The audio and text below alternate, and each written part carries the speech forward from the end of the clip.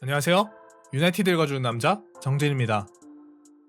지난 매치 일반 프리뷰에서 이번 영상에서는 맨체스터 더비에 대하여 전술적인 내용을 다뤄보는 전술 프리뷰를 진행하려 합니다. 경기에 대한 기본적인 정보를 확인하고 싶으시다면 우측 상단에 기본 프리뷰 영상을 시청하고 오시는 것을 추천드립니다. 우선 홈팀 맨체스터 시티의 예상 라인업입니다. 에데르송 골키퍼가 골문을 지킬 것으로 보이고 시티 경기력을 견인하고 있는 센터백 듀오 디아스와 스톤스가 선발로 나올 것이라고 예상합니다. 좌우 풀백으로는 진첸코와 칸셀로가 나설 것으로 보이고 수비형 미드필더 위치에는 앞서의 마테일드와 마찬가지로 과르디올라 감독이 수비적인 안정성을 추구하며 편안한 진용 카드를 기용하지 않을까 생각합니다.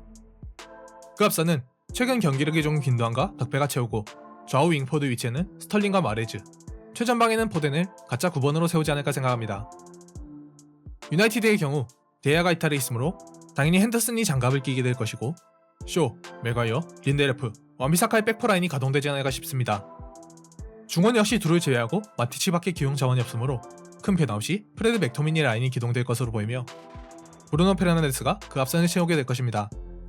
좌우 윙포드 위치에 대해서는 시티의 뒷공간을 빠르게 공략할 수 있는 레시포드와 제임스가 나오게 될 것이라 보이며 특히 다니엘 제임스는 역습에서의 피로도 측면에서나 혹은 1차적인 압박과 수비 능력에서의 피로도 측면에서나 모두 이번 경기에서 활용되기에 매우 적합해 보입니다. 최전방에는 마찬가지로 성실한 전방 압박과 연계를 위해서 카바니가 기용되는 편이 나을 것입니다. 그럼 이제 시티의 기본적인 전술 구성 방식을 살펴보도록 하죠. 시티는 4-3-3을 기본으로 하여 포지셔널 플레이를 활용한 지배적인 구조를 형성하는 데 특화된 팀입니다. 포지셔널 플레이란 공간을 기존과는 다른 개념으로 나눠서 약속된 상황에 선수들이 약속된 공간에 포지셔닝 하도록 만드는 방식을 통해 공 주변에 항상 수적 우위를 유지할 수 있도록 만드는 방식입니다. 토탈 풋볼의 약점인 대형의 붕괴와 불안정성을 미리 사전에 약속한 구조를 통해서 해소하고 그 지배력을 취하는 방식이죠. 기본적으로는 이 포지셔널 플레이를 통해서 과르디올라의 팀은 4-3-3의 형태에서 최종적으로는 2-3-5 혹은 1-3-6에 가까운 형태로 변화하게 되는데 이때 일반적인 팀들이 윙포드들을 안으로 좁혀 하프 스페이스를 공략하게 하고 사이드백을 오버랩하여 측면 공간을 메우는 것과 달리 맨시티의 전술적인 구성 방식은 윙어들이 와이드 포지션에 위치하도록 만들고 중앙 미드필더들이 전진하여 하프 스페이스를 공략할 수 있도록 유도한다는 차이가 있습니다. 대신 사이드백들은 인버티드 윙백의 형태로 중앙으로 좁혀 들어와 미드필더처럼 움직이게 되죠.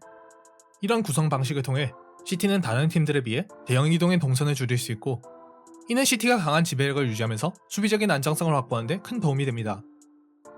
시티가 포지셔널 플레이를 통해서 결국 궁극적으로 추구하는 것은 볼 주변에서 항상 수적 우위를 형성하고 그를 바탕으로 상대가 대응되지 않는 전술적 프리맨이 서드맨을 만들어내는 것입니다. 그리고 이 서드맨을 상황에 맞게 이 선수에게로 다시 저 선수에게로 유도하면서 공을 전개할 수 있는 루트를 형성하고 안정적으로 볼을 점유하며 지배할 수 있는 흐름을 만들어 최종적으로는 득점까지 이어나가려는 것이죠. 크루이프즘이 추구하는 시간의 유한성에 대한 부분에서 과르디올라가 찾아낸 최적의 해답입니다.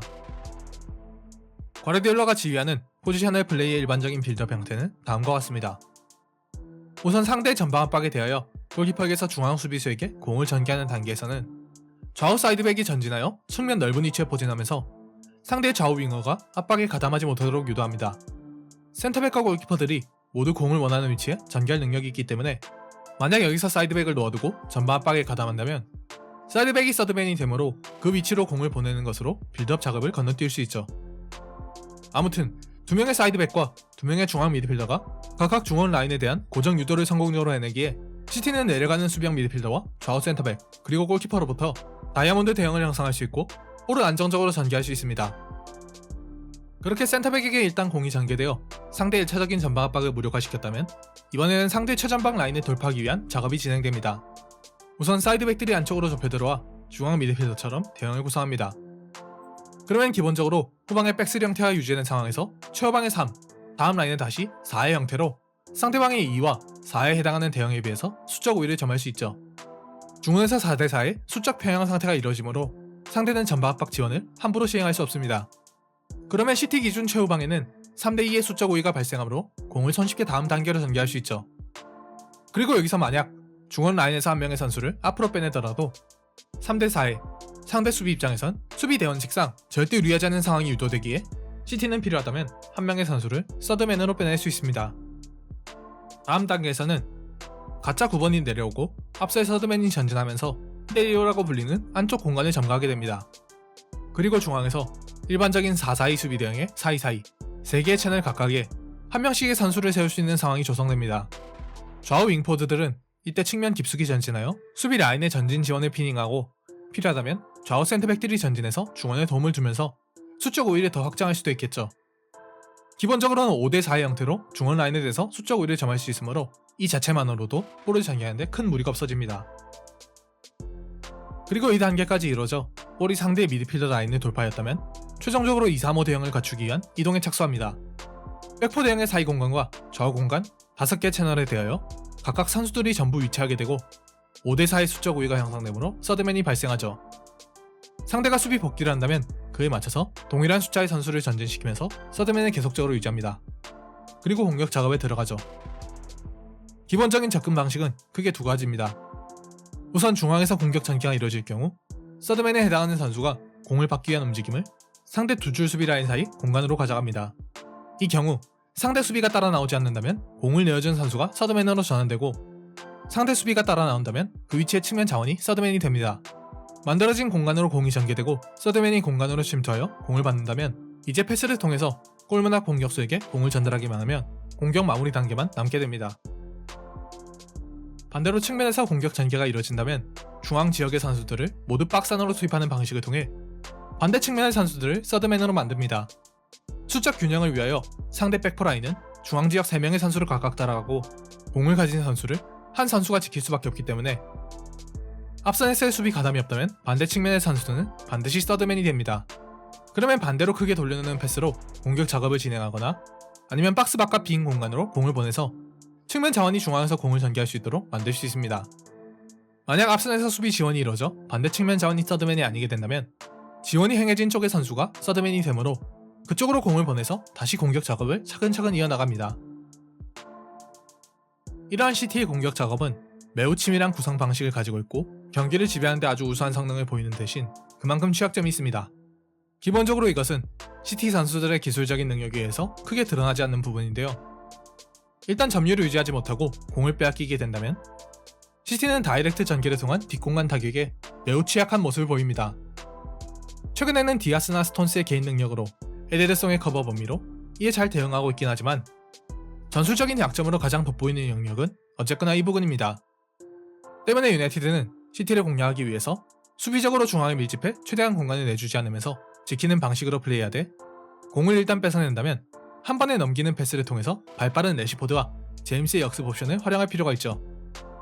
그런데 CT는 이에 대해서 센터백의 강력한 전진 압박으로 1차적으로 저지할 것이며 만약 돌파되게 된다면 팔로 흐름을 끊고 시간을 버는 방식으로 대처할 여지가 큽니다. 그러니 역습의 완성도를 살리는 것이 승리에 있어서 급선무인 과제가 되겠죠. 자, 그래서 영상을 마무리하기 앞서 양팀의 눈여겨볼 선수를 손꼽아봤습니다. GT의 핵심은 귄도안입니다. 기본적으로 왼쪽 하프 스페이스에서 자유로운 움직임을 자주 가져가는 귄도안은 포지셔널 플레이에서 서드맨으로 역할을 부여받을 때 굉장히 좋은 퍼포먼스를 보여주고 있습니다. 이 위치를 커버해야 할 선수가 완비사카 그리고 린델레프 혹은 바이인데 반대편의 맥과이어와 쇼에 비해서는 다소 불안함이 크다고 볼 수 있습니다. 그러니 귄도안이 얼마나 경기를 잘 운영하느냐에 따라서 CT의 경기력이 크게 달라질 여지가 있습니다. 반대로 유나이티드의 키맨은 맥토미니입니다. 기술적인 능력이 유나이티드 선수들에 비해서 상당히 앞서는 CT이기에 전공법으로 CT의 승리를 거두기는 아마 많이 힘든 사안이 될 것입니다. 그러니 유나이티드 입장에서는 경기를 가급적 난전 양상으로 끌고 가서 볼이 우당탕 전개되더라도 최대한 밀어낼 수 있는 대책을 세우는 편이 좋은데 이 역할에 최적화된 선수가 바로 맥토미니입니다.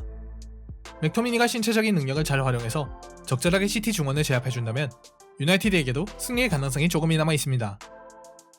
다행히 심판이 다소 관대한 성향인 만큼 적절한 허슬 플레이를 통해서 CT가 원하는 대로 경기가 흘러가지 못하도록 최대한 만들어줘야겠죠. 총평하겠습니다. 굉장히 어려운 경기입니다.